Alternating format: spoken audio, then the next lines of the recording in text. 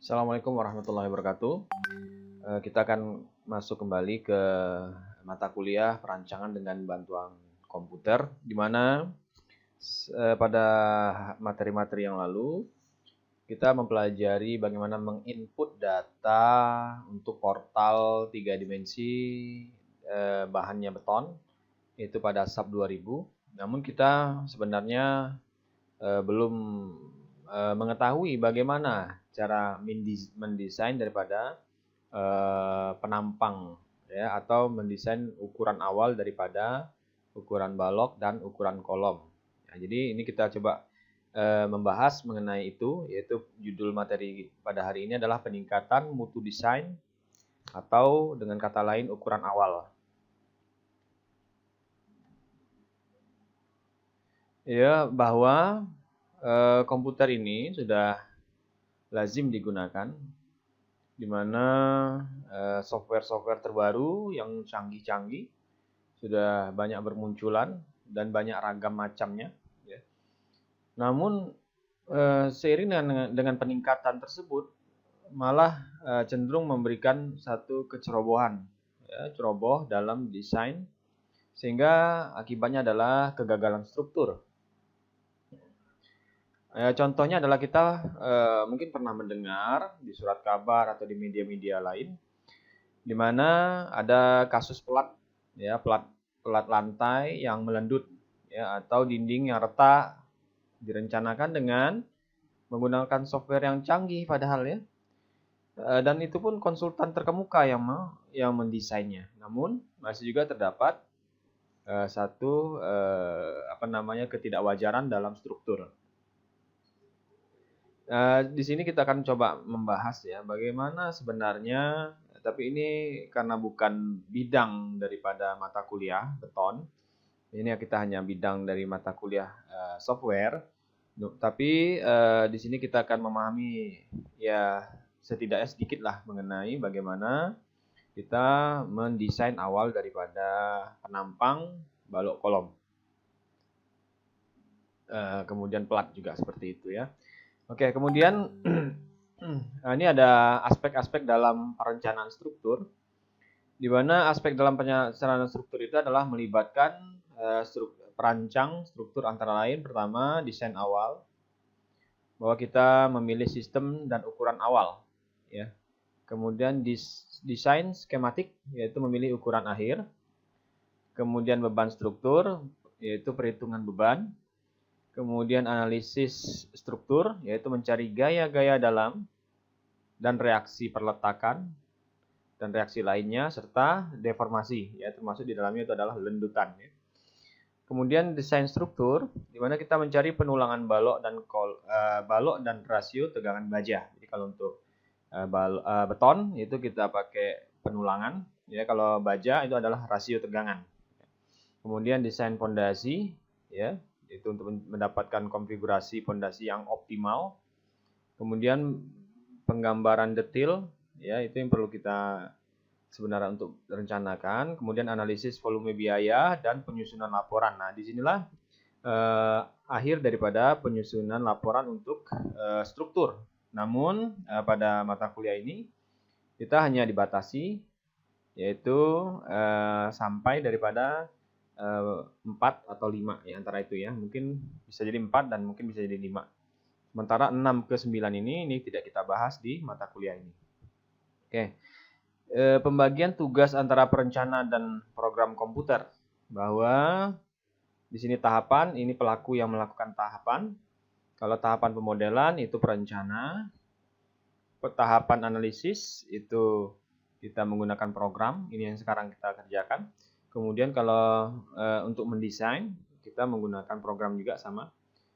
Kalau penggambaran perencana ya, dari perencana, dan itu biasa program juga ya, AutoCAD dan sebagainya.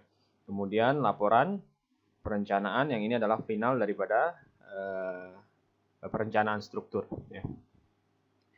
Oke, di sini juga ada kita lihat diagram alir data desain ya, bahwa model struktur itu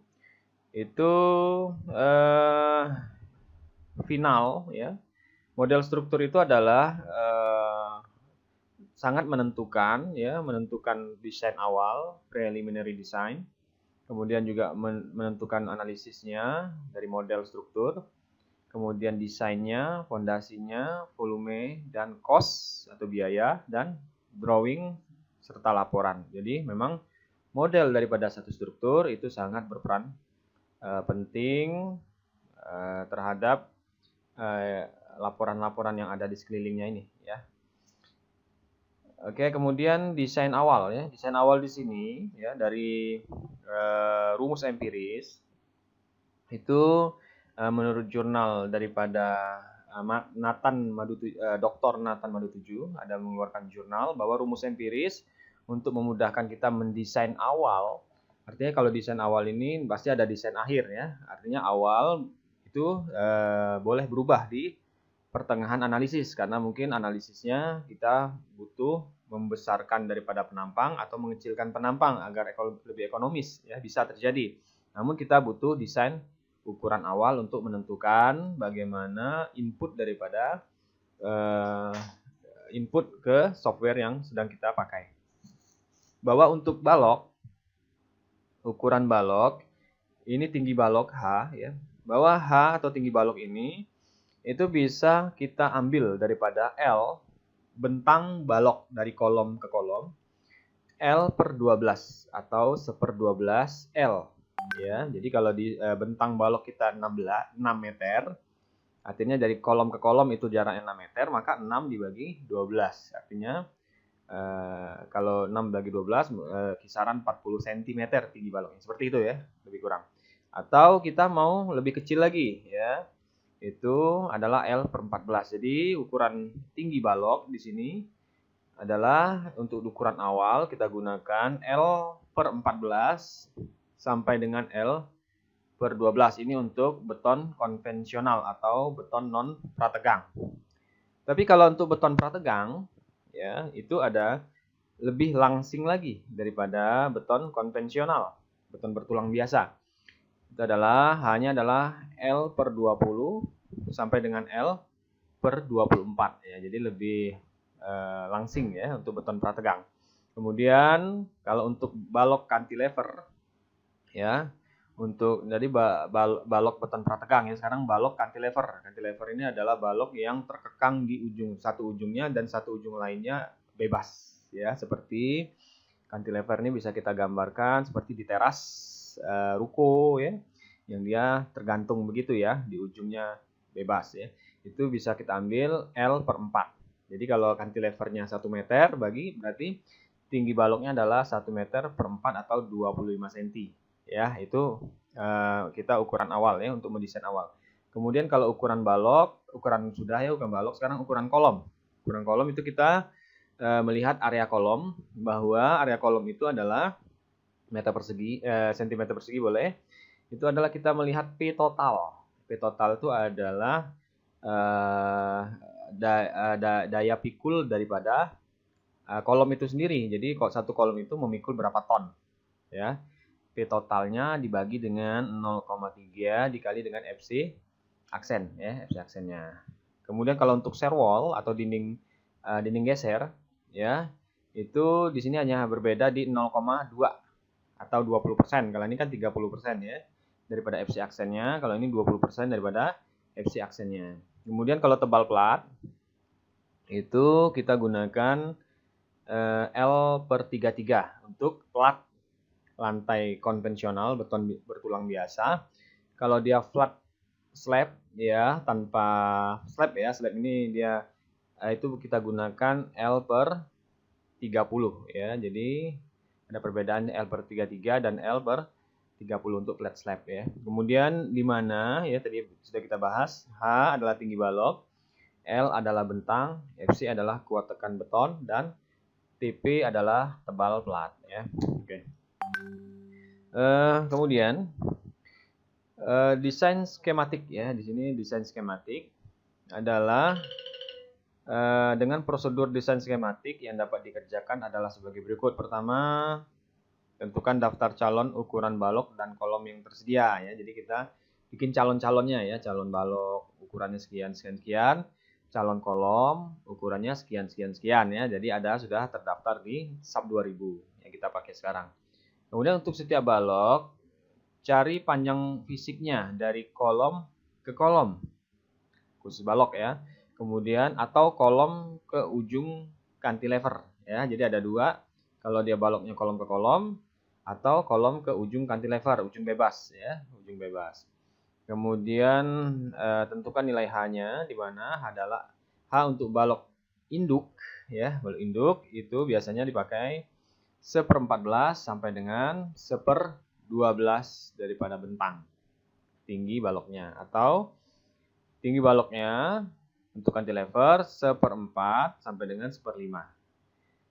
Kemudian selanjutnya cari dari daftar balok yang ada ukuran yang terdekat ya. Jadi ukuran yang terdekat, jadi macam-macam panjang balok mungkin dalam satu hamparan lantai di mana banyak portal 3 dimensi itu ya, mungkin banyak ukurannya.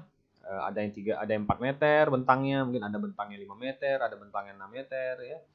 Nah ya, jadi nanti kita cari balok yang ukurannya terdekat dari kolom ke kolom, itu nanti kita masukkan ke menjadi masukkan balok-balok yang sudah kita sediakan di poin 1 ini ya. Kemudian untuk setiap kolom cari luas tributari ya. Luas tributari adalah pembagian daripada area kolom ya. Tributari area kolom, bisa juga beban pada setiap pelat yang bersentuhan dengan kolom diberikan sebanyak 25% untuk pelat persegi 4. Kemudian 33% untuk pelat segitiga. Ya, nanti kita bahas maksudnya apa. 25% atau 1/4 ya. Dari pelat yang bentuknya segi 4. Kalau pelat itu bentuknya segitiga, maka dia diberikan 33%. Bagi tinggi bangunan ke dalam bagi tinggi bangunan ke dalam beberapa grup lantai ya. Per grup dapat beban struktur ya, di mana di situ ada poin-poin berat sendiri ya. Beban mati, beban hidup, beban terbagi rata, beban gempa ya. Kemudian angin, tekanan tanah pada basement dinding basement, kemudian tekanan tanah pada plat dasar basement. Kemudian analisis struktur ya. Analisis struktur bahwa kita di sini mau memeriksa ya. Suatu prosedur minimal dalam pemeriksaan hasil analisis struktur harus dilakukan memeriksa kewajaran besaran beban dan reaksi tumpuan. Jadi bebannya wajar nggak? Reaksi tumpuannya wajar nggak? Itu kita harus cek ya. Kemudian memeriksa kewajaran untuk kolom, balok, dan plat. Nah, setelah kita analisis, kolomnya wajar nggak ya? Dengan bentang sekian jauh, kolomnya sekian besar, wajar nggak ya? Baloknya wajar nggak dengan bentang yang jauh, baloknya sekian besar, platnya begitu juga ya. Kemudian kita periksa lendutan ya. Nah, jadi ada kewajaran di sini kita lihat daripada beban dan reaksi tumpuan atau reaksi peletakan, kewajaran ukuran balok kolom plat dan lendutan serta plat ya. Lendutan balok dan plat ini kita cek ya, kan ada ya, ketentuan daripada maksimal lendutan ya, itu ada ketentuannya. Jadi silakan dipelajari di mata kuliah yang lain ada itu. Kemudian memeriksa keabsahan hasil analisis dinamik ya. Jadi di sini ada analisis dinamik ini maksudnya gempa ya, gempa dinamik. Tidak seperti analisis statis di mana hasilnya hanya tergantung kekakuan struktur dan beban ya. Hasil analisis dinamik juga sangat tergantung pada parameter analisis dinamik yaitu eigen, periode getaran, rasio damping, mode getaran, faktor partisipasi massa, drift lantai, rasio base shear, dan dinamik statik ya. Ini nanti dipelajari pada gempa ya.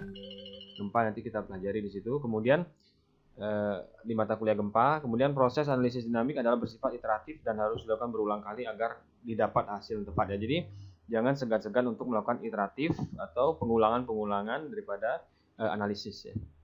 Ini desain struktur, bahwa ada parameter desain, pembulatan hasil desain ya. Kemudian beban gravitasi ya. Di sini ada untuk desain fondasi ya, ini kita tidak pelajari tapi ini ada ya, silakan dibaca sendiri dan seterusnya, oke.